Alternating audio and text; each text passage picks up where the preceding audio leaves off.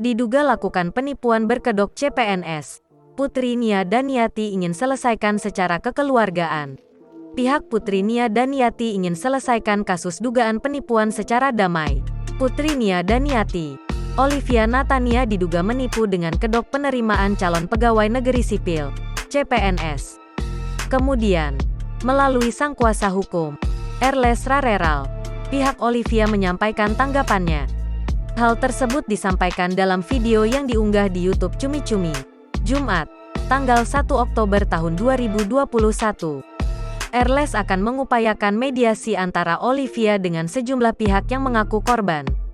Kuasa hukum Olivia menjelaskan, bakal berusaha untuk menyelesaikan masalah secara kekeluargaan. Meskipun pihak korban yang diwakilkan guru SMA Olivia, Agustin sudah melaporkan kasus ini ke kepolisian. Meski begitu, Erles menyampaikan pesan agar tidak menyeret nama Nia Daniati. Menurut pengakuan sang penyanyi, ia tak tahu menahu perihal bisnis sang putri. Jangan lupa subscribe, share, komen, dan like ya!